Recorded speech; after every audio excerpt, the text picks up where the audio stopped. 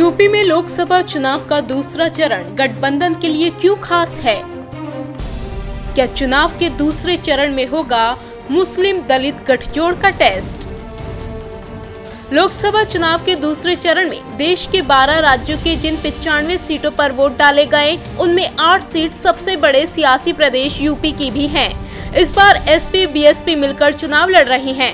प्रदेश के जिन 8 सीटों पर चुनाव हुए, उनमें से 6 सीटें ऐसी हैं जहां मुस्लिम और दलित वोटरों की अच्छी खासी तादाद है। ऐसे में इस चरण में गठबंधन के लिए बहुत कुछ दांव पर लगा है। जी हां, एसपी बीएसपी गठबंधन के लिए दूसरे चरण का मतदान खासा महत्वपूर्ण है।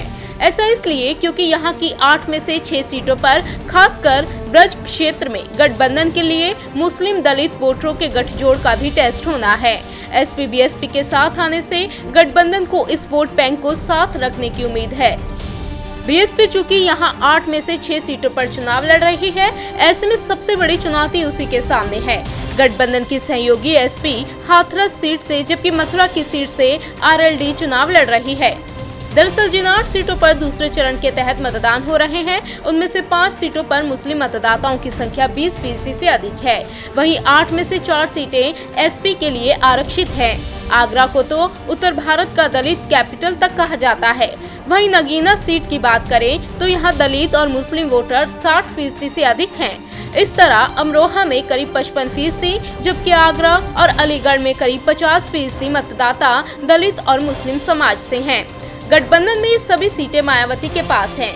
यही वजह है कि पिछले दिनों एक रैली में मायावती ने मुस्लिम वोटरों से सीधे पार्टी को वोट देने और अपना वोट बंटने नहीं देने की अपील कर दी थी।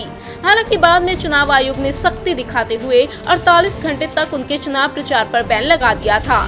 दूसरे चरण की वोटिंग के तहत जिन दिग्गजों की किस्मत का फैसला होना है, उनमें बॉलीवुड की 2 जानी मानी हस्तियां हेमा मालिनी और राज बब्बर प्रमुख हैं। हेमा मालिनी मथुरा से तो यूपी कांग्रेस के अध्यक्ष राज बब्बर फतेहपुर सीकरी से चुनावी मैदान में हैं। अगर 2014 लोकसभा चुनाव की बात करें तो इन सभी 8 सीटों पर बीजेपी ने कब्जा किया था, लेकिन इस बार एसपी बीएसपी और आरएलडी के साथ आने से हालात बदले नजर आ रहे हैं।